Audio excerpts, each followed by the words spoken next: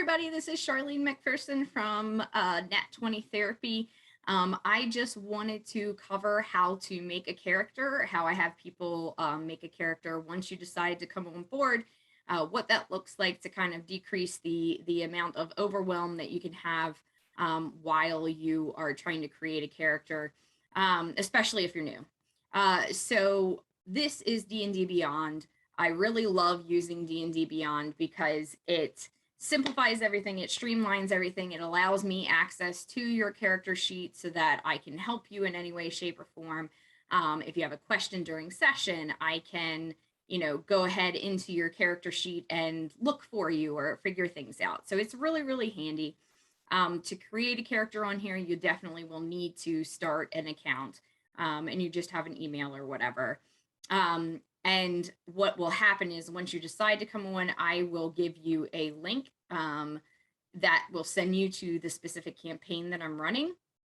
And this link is right on my D&D Beyond. I pay for the service, so it's completely free for you all. So I would send you that link. You would press the link, create an account, and then you would come down here to be able to create your character.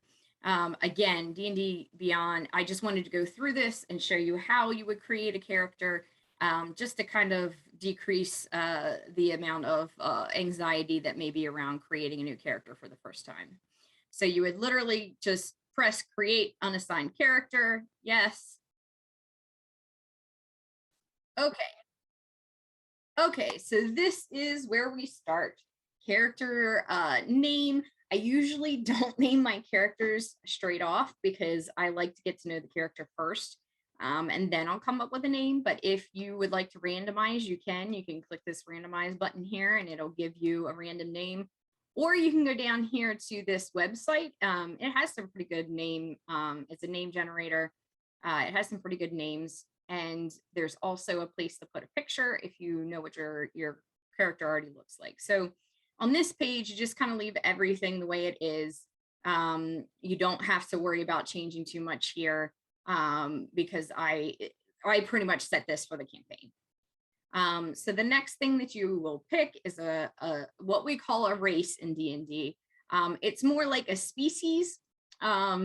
So you have, if you did the flow if you did the flow sheet from before, that might affect, what kind of race you pick, because certain races are good at certain things.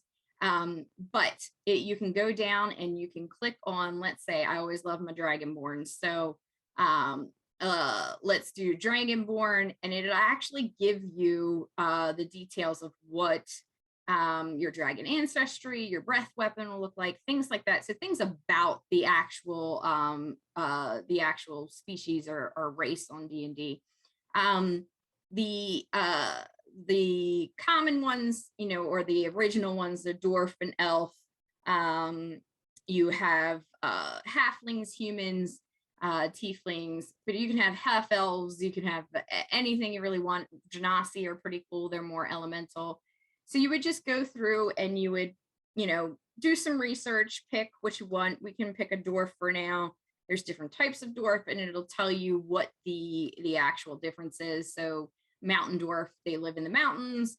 So let's go ahead and just pick a mountain dwarf here.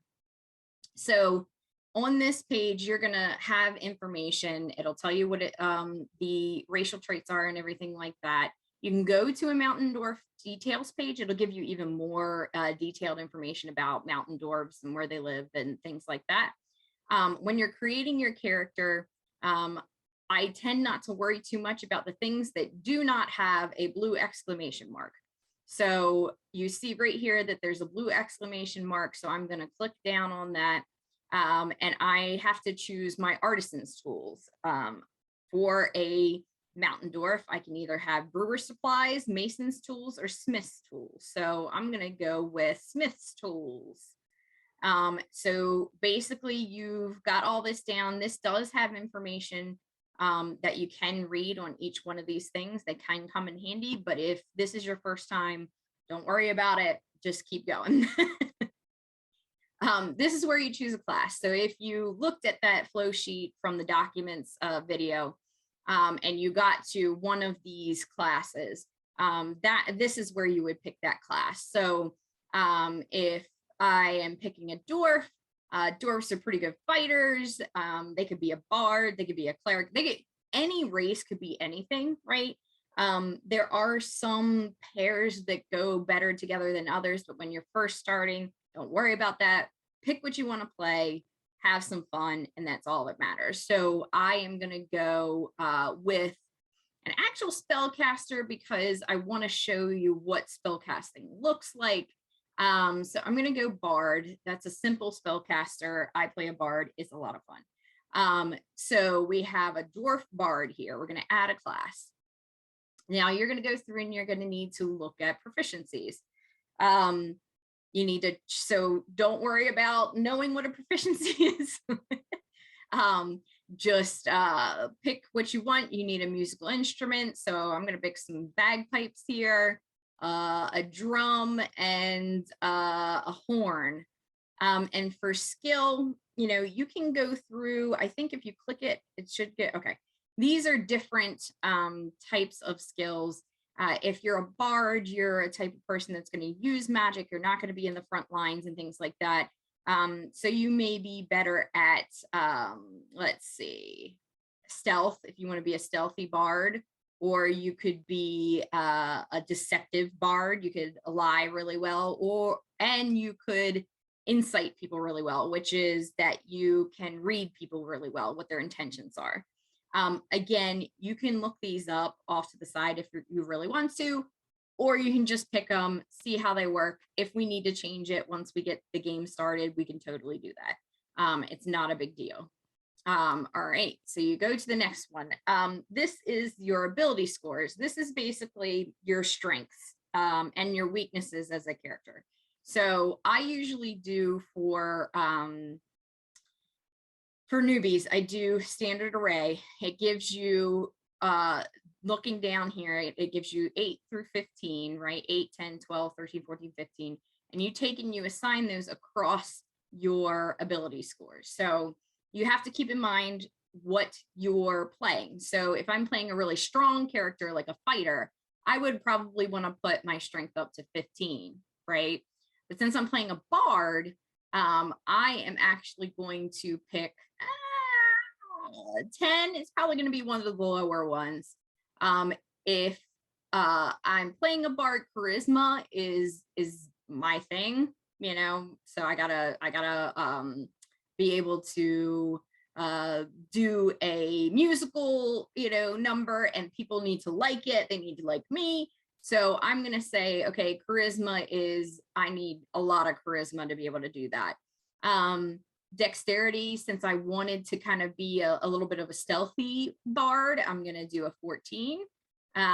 Wisdom, we're going to go with 12, intelligence 13, and constitution 8. Okay.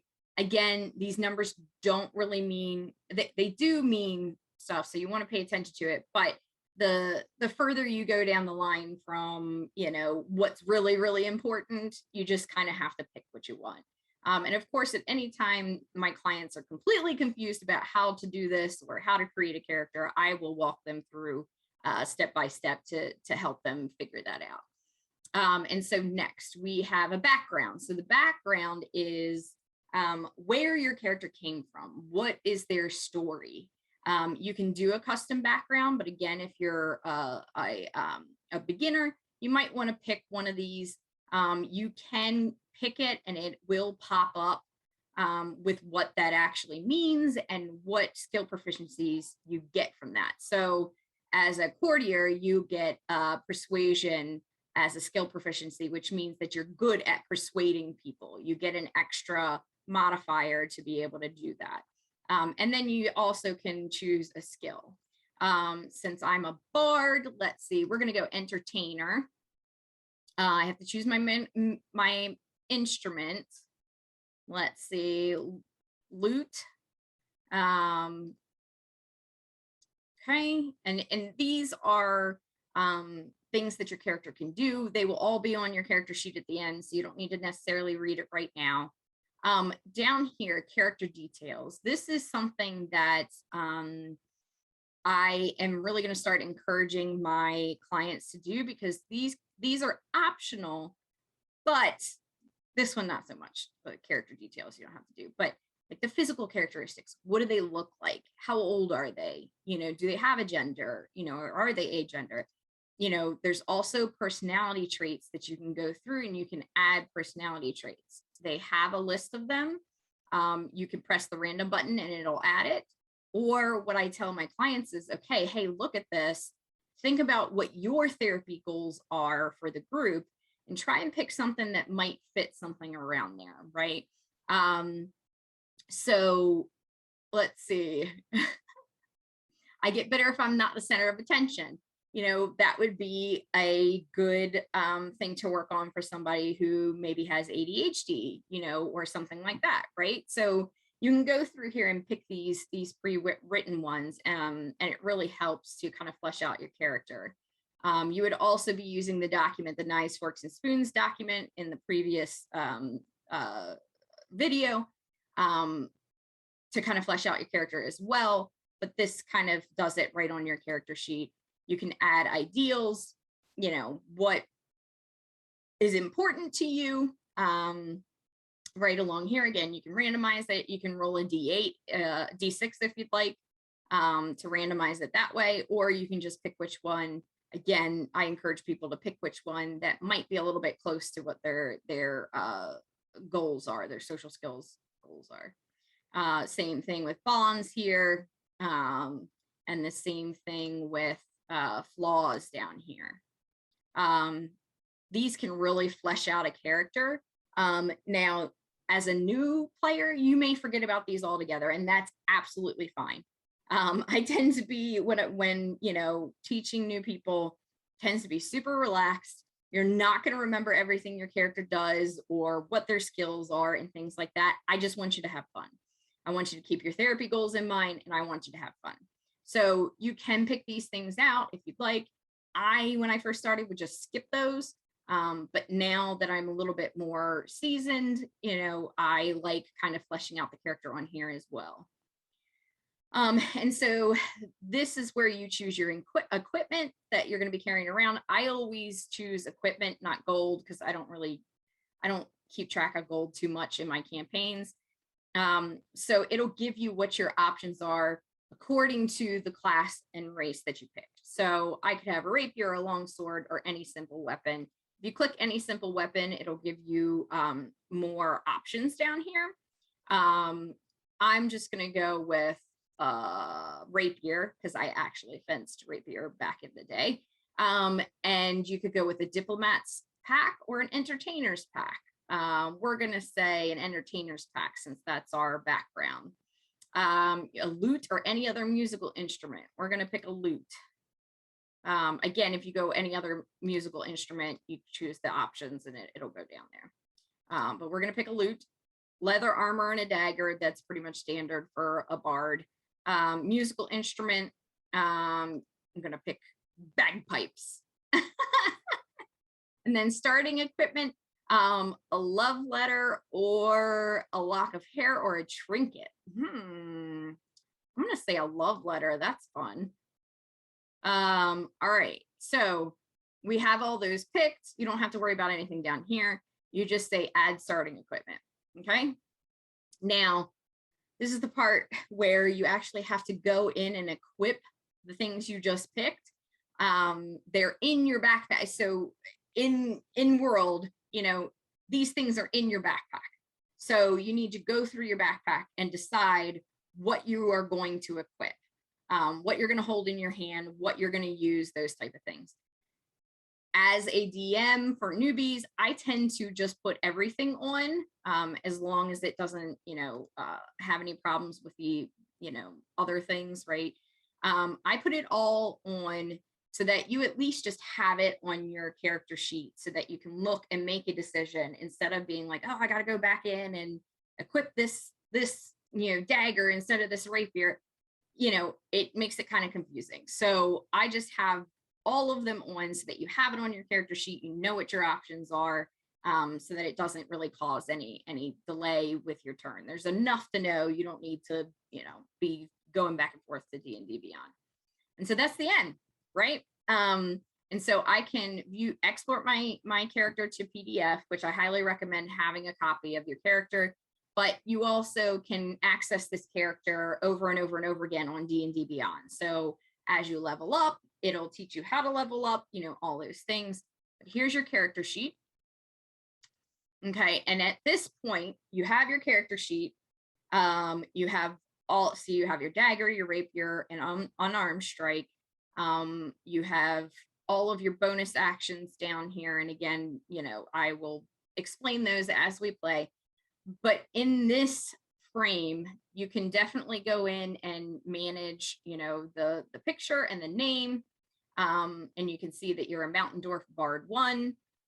In here, you need to then go pick your spells. So you would go to manage spells, and you would go down here. You have 2 first level spell slots, and you want to add some spells. So you have some cantrips, right? Cantrips they don't cost anything, right? They don't cost spell slots. So let's see.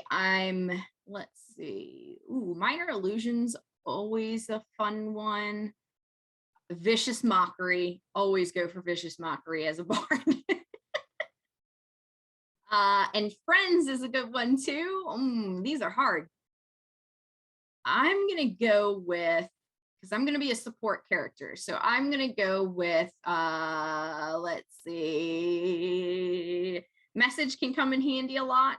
As you level up, you will get more spells. So you don't have to worry about picking all of your spells right now. As a wizard, you have to get all your spells prepared and stuff like that. So that's a little bit different, but it guides you through it. And so you see that I'm pressing the filter by spell level. It just helps me kind of organize what's going on.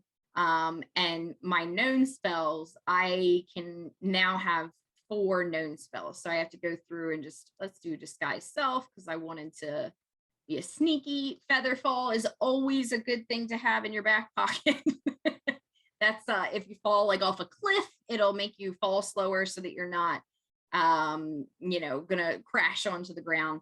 Tasha's Hideous Laughter, another common, fun bard spell. And then we'll say Charm Person. Now, obviously, I know what these spells are. You may not. So what you do is you press this arrow down here, and it'll tell you what the spell does, right? So on each one of these, you just would press the arrow down, and you would pick. You would read it and pick. And you can delete it as something that you learned if you're like, no, that's not what I want. And it tells you here, it's a control and a debuff. You can use Tasha's Hideous Laughter, and this one is you make somebody laugh so hard that they're incapacitated, and it's for a minute, I think. Yeah, up to a minute. So things like that, you get the information, and you pick all your spells. And once you pick your spells, I know 4 spells it won't let you pick anymore, right? So that's really good. So all your spells now, and you can just click back into the thing here. If you're just like a fighter or a rogue, I think has sneak attack and stuff like that, but I don't know that they have any spells. You will just have your long sword and things like that. It's very simple. That's where you'll find it here, is under your actions. Definitely having all of your stuff on one page helps, but it can also be overwhelming. So what you can do is if you're going in for an attack, you can say, okay, I'm just going to click the attack button so that I just see my attacks and I don't get overwhelmed with everything else. Actions are different things that you can do. Bonus actions, Bardic Inspiration, my favorite. Reactions, other limited use. So you get all of your feature and traits in here, your inventories in here. This is where you can equip and unequip. So hopefully this is a good starting point for you to create your character. These are all the things that you're good at / not good at. So I'm going to be good at acrobatics because I got a +4. So that means when I roll a d20, I'm going to add a 4 if I'm trying to lie to somebody. So all of these numbers I will explain as we play. So don't get bogged down in them. You know, I gotcha. I'll let you know what you need to look at, when you need to look at it. But basically, this is what your character sheet would look like. Other than that, I think that's a good start. Hopefully that wasn't too overwhelming. But again, if anybody has any questions, please email me at nat20therapy@gmail.com. You can visit my website at nat20therapy.com, and let me know if you need any help with anything that pertains to creating a character. Thanks. Bye.